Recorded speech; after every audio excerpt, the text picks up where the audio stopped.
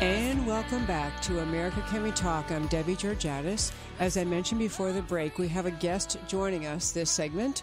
This is Clare Lopez, and lucky for me, she's been on this show many times. She is the vice president, one of the vice presidents for research and analysis at the Center for Security Policy, but she was also a career operations officer with the CIA. She is a professor of the Center for Counterintelligence and Security Studies. She's just been a whole host of positions in this country in the serious national security realm. And I want to talk to her tonight to talk with her about her views on this disappearance, apparent murder of Jamal Khashoggi in Turkey. So I believe we have her online. Hi, Clare. Hi, Debbie. Thanks for having me.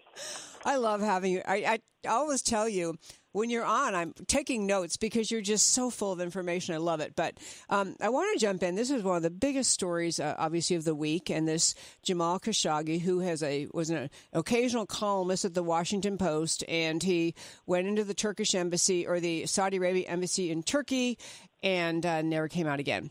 And so there's all sorts of speculation about what happened to him. Different stories have been floated. So I just want to ask you, what is the latest? What do we believe happened and who we believe is responsible? Well, we now have an official statement from the Saudi Arabians themselves who have admitted that Jamal Khashoggi, who was a Saudi citizen but also a U.S. permanent legal resident, which means he had U.S. person status, that the Saudis have admitted now that he went into the Saudi consulate in Istanbul, Turkey, the 2nd of October. That's more than a week ago now, actually 2 weeks ago now, and he was going to find some paperwork that he needed to finalize his divorce earlier and allow him to remarry his Turkish fiancée, who was waiting outside the building for him, but of course he never reemerged. And but the Saudis have now admitted, admittedly concocted story that there was some sort of fist fight in there, and he wound up dead by accident. No, he was assassinated. A 15-member hit squad that has been identified, at least by some of their names. Saudis came on an official Saudi chartered airplane on that Friday, the 2nd of October. They are on camera going into the consulate. They then departed after Khashoggi's disappearance and went back on the same Saudi chartered plane back to Saudi Arabia. The members of that so-called hit squad, some of them have been identified. The New York Times, for one, has done some good investigation, turning up and publishing photos of at least one member of that hit squad who was obviously part of the security detail that accompanied Mohammed bin Salman, the Saudi crown prince, often known as MBS, on his recent tour around the U.S. A couple of months ago.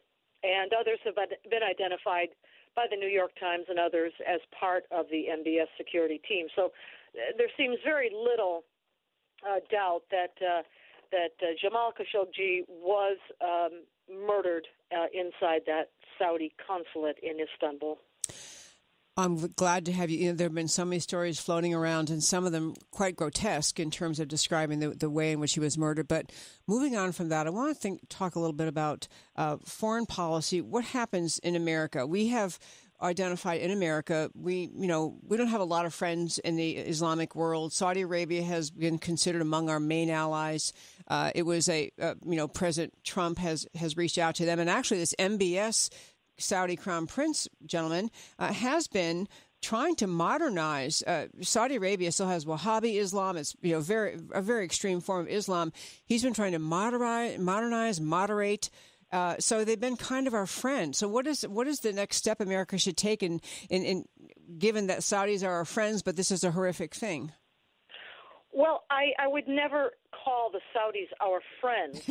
We have a certain relationship and a partnership with them, which I think is very important to preserve because they are, along with other members of the GCC, Gulf Cooperation Council, Persian Gulf states, They are working with the United States and with Israel to counter the aggressive geostrategic expansion by Iran, the Iranian regime, and its terror proxies around the region. That's important to preserve. But that all said, I think the point that really does need to be made is that Jamal Khashoggi, albeit a former supporter of Osama bin Laden, of Al Qaeda, of the Muslim Brotherhood, specifically the Muslim Brotherhood regime of President Recep Tayyip Erdogan in Turkey.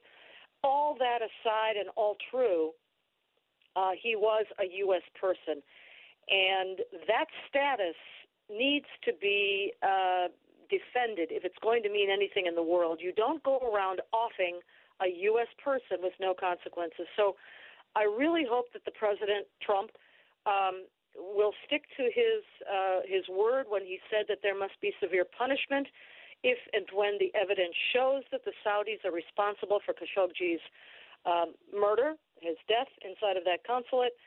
And that has to be very public. It has to include an acknowledgement, and it should include an apology from the Saudis for what they've done to an American person. And then to your broader question, Debbie, I think you're exactly right in pointing out how our geostrategic objectives in the region at the moment align, broadly speaking, and then we should continue with that relationship. But there has to be consequences. There has to be a holding to account of the Saudi government.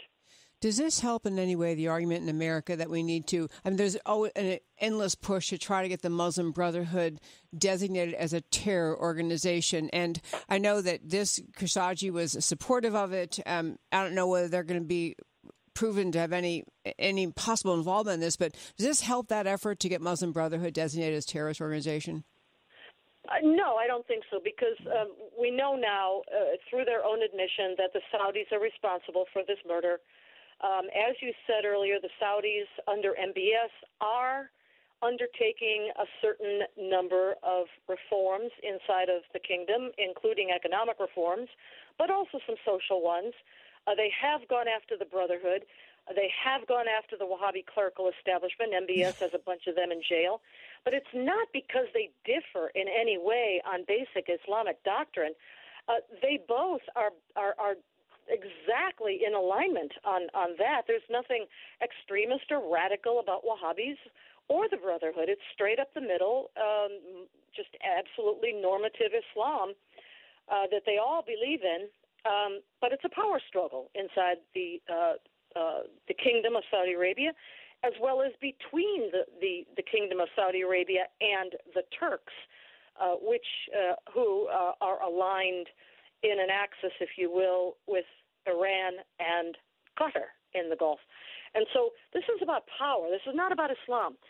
The Brotherhood cannot and has not been designated to the FTO list, Foreign Terrorist Organizations list, in the U.S., primarily because it doesn't do terrorism.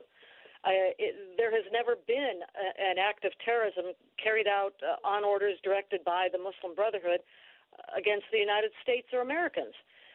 What they do, which is far worse in my own opinion, is subversion.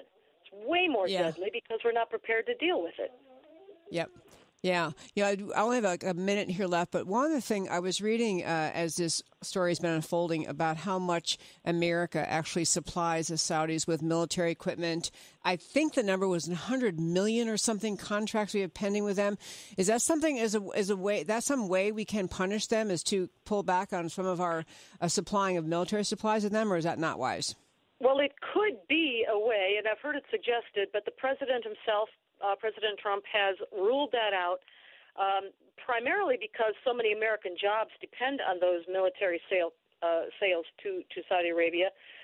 But I think also, and this in my opinion too, because we need the Saudis to be well armed to fend off the rapidly nuclearizing Iranian regime. Yeah. That is the reason that we are even in any kind of partnership right now with the Saudis. It's to counter Iran, which is rapidly going nuclear. And so the arms sales are part of that strategy. I think we need to keep that. There are other ways, though, to show consequences from the United States to the Saudis for the murder of an American person, and that has to do, for example, with a great big investment conference being held in Saudi Arabia later this week, sometimes called Davos in the Desert was the nickname for this. Many CEOs, companies, and even U.S. Treasury Secretary Mnuchin have pulled out of that conference. That will hurt the Saudis. That will make a dent. Clare Lopez, I love talking with you. Thank you so much for calling in tonight. This is Debbie Georgatos, America Can We Talk?